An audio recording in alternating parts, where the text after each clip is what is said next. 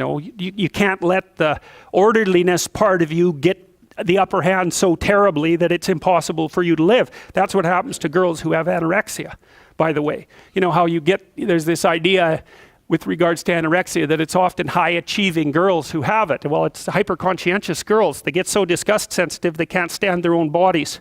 And so, for example, then they stop being able to look at their bodies properly. And so what they do, instead of looking at their whole body, they lose the ability to do that.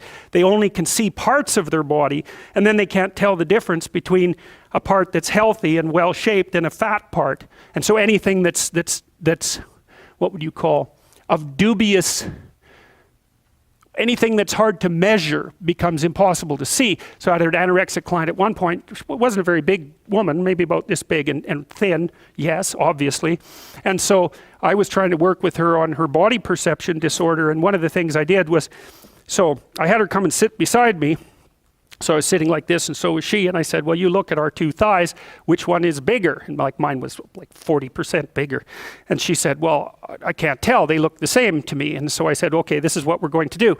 I let her do it. I said, you take a pencil, and I'll sit on a piece of paper, and you just trace my thigh, okay? And then you can put that piece of paper underneath your thigh and trace it, and then you can look at the difference. Well, so I had her do that, and she looked at the two pieces of paper, and she couldn't believe it. She could not believe that that was actually the case, because her perception had become so disordered that it was impossible for her to see the real shape of her body. And we would go outside, and I would ask her, is that person thin? Is that person fat? And with other people she could tell, but with her own body, not a chance. She couldn't see it properly at all.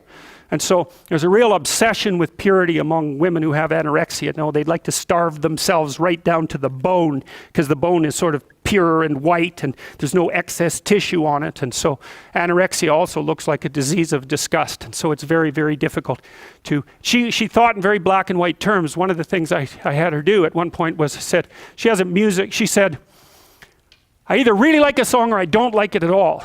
And I said, okay, well, you've got a music collection. Why don't you go through like 20 of those songs and rate them on a scale from 1 to 10?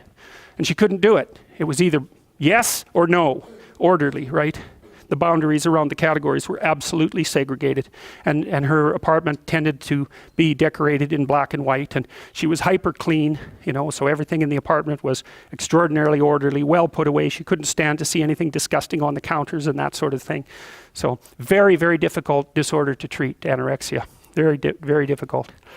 So, and you can see how it can go wrong, because food, when you're eating, your disgust systems are on alert, like you want the thing you want to eat, and you absolutely don't want the thing you don't want to eat. And your mouth is very sensitive to that sort of thing, to the texture and all of that. And your sense of smell is very sensitive to that sort of thing, because, you don't want to eat anything that's contaminated or poisonous. So it's another situation like sex, where the reward system is driving you forward to engage in a consumatory behavior, but the disgust system is right there modulating and moderating it, and there's a tension between those two things that's always at work.